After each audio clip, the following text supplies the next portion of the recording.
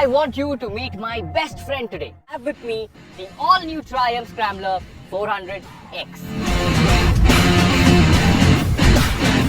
Before we start exploring, I want to remind you that the Scrambler 400X is based on the same platform as the Speed 400. However, it's 30,000 rupees more expensive than the 2.33 lakh price tag of the Speed 400. So what do you get at this price tag? Let's find out.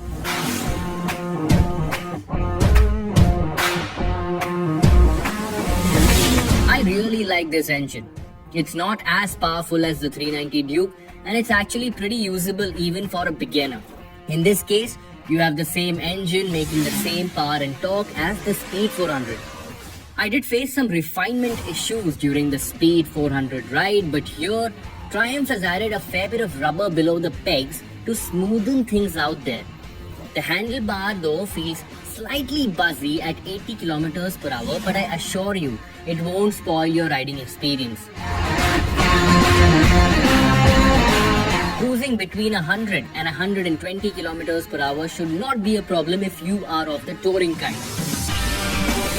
A smaller sprocket at the front with a slightly different map is how Triumph has checked that box. How is it different is something that we'll only understand once we do a proper back-to-back V-box run of the Scrambler and the Speed. To finish things off, the fan came on quite often during this ride and I did feel the hot air on my legs, but it's not barbecue hot. I will also blame it on the 41 degrees Celsius temperature reading around here, but it's nothing to worry about. All in all, no major complaints. Let's talk about ergonomics and the most asked question around it, and that is seat height. I firmly believe that anything above 805, 810 mm will feel tall for most riders. Sure, the narrow profile of the motorcycle helps, but it is a tall motorcycle.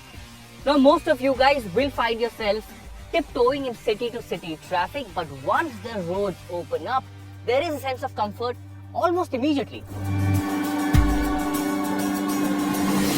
The wide handlebar, the position of the pegs, the overall rider's triangle is really comfortable and it should feel okay over long distance touring too. Long wheelbase. A long wheelbase might mean stability, but it usually compromises handling. Good set of tires will make this even better, I feel, but the way the motorcycle responds to your inputs and never feels out of line, it's actually incredible.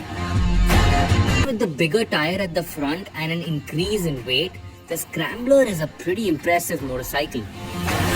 Now, there's also increased travel, but to really test that, you have to go through some really bad patches of road. I remember the setup on the Speed 400 was slightly firm and the motorcycle was not responding well at higher speeds. That's not the case with the Scrambler 400X. Even at 100 kilometers per hour, the motorcycle feels really nice, really stable, and it definitely has a slightly softer feeling than the Speed 400.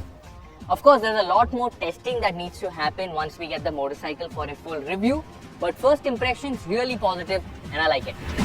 Sure, the increased ground clearance, the stock dash plate protection from the knuckle guard will come handy when roads go bad, but an all-out off-roading adventure?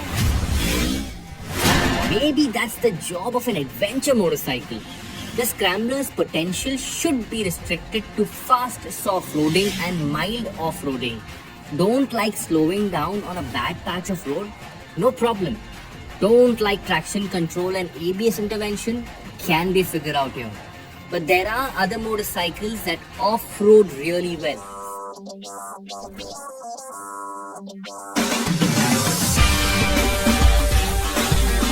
So, is the Scrambler 400X a scrambler?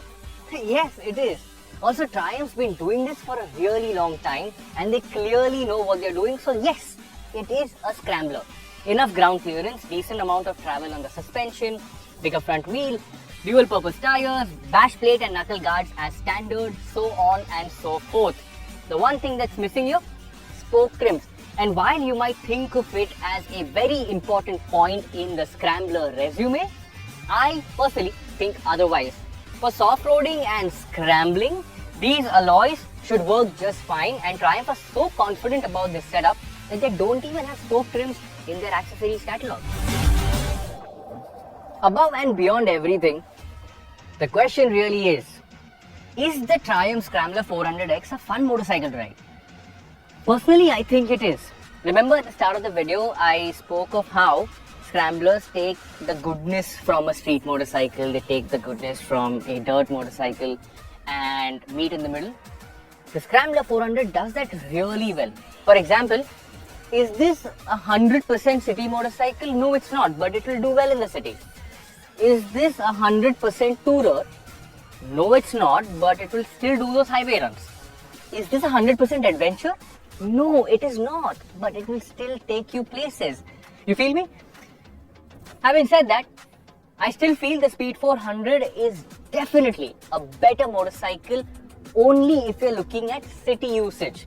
But if your commute involves some kind of highway run, if your commute involves going through a bad patch of road, and if you really don't like slowing down at those places, I feel the Scrambler 400X at rupees 2.63 lakh X showroom is fantastic value for money. Please test ride this when you go to a Triumph showroom, and Triumph promises 100 plus dealerships by March 2024. I hope you enjoyed this video. Let me know what you think about the motorcycle. Tell me your favorite feature and we'll have a conversation in the comment section. Thank you so much for watching once again. My name is Varun Painter and I will see you later.